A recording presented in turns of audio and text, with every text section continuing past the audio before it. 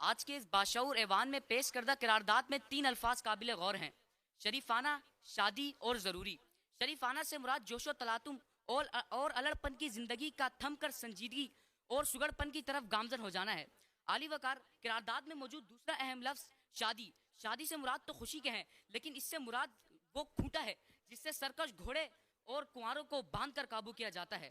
عالی وقار، ضروری کا مطلب ہے بے قابو، بے فکر اور رندانہ روش کنواروں کے لیے حد لازم۔ جناب والا، تمام جہاد سے قرارداد کا مفہوم کلی کچھ یوں طے پایا کہ کنواروں کی موج مستی اور بے راہ روی کو روکنے اور انہیں شریفانہ زندگی دینے کے لیے شادی کرانا ضروری ہے۔ عالی وقار، چونکہ قرارداد حقیقت کے بالکل قریب ہے، میں اس قرارداد کی بھرپور موافقت کرتا ہوں۔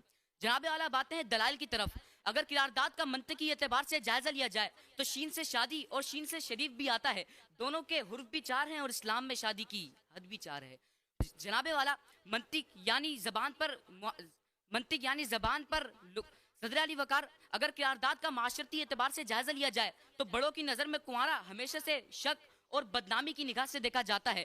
کسی کا نام لے لے یا کسی کی طبیعت پوچھ لے تو اس کی شرافت پر انگلیاں اٹھنے لگتی ہیں۔ جناب والا، اس لیے کہا جاتا ہے کہ بیل کی ناک میں نکیل ڈال دی جائے تو راہ راست پر سیدھا چلتا رہتا ہے۔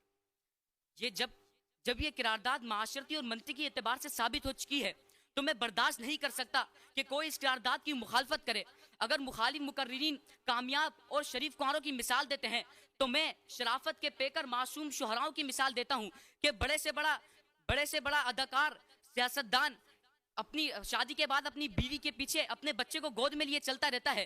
صدر علی وقار، شادی وہ مقدس بندھن ہے جس بندھن کے تقدس اور بن جانے والی شریک حیات کے اعزاز اور احترام میں انسان کے اندر اگر کوئی بے راہ روی کی رگ ہو بھی تو وہ اسے دبا کر شریف بن ہی جاتا ہے۔ علی وقار، شادی انسان کو حیوان سے انسان بنا دیتی ہے۔ شادی انسان کے ساتھ بیوی کی عزت بھی وابستہ کر دیتی ہے۔ شادی انسان کو سنجیدہ بنا دیتی ہے، اس لیے انسان شریف ہو ہی جاتا ہے۔ چنانچہ طے یہ پایا کہ شریفانہ زندگی کے لیے شادی شدہ ہونا ضروری ہے۔ آپ کی سماعتوں کا شکریہ۔ زبردست تینوں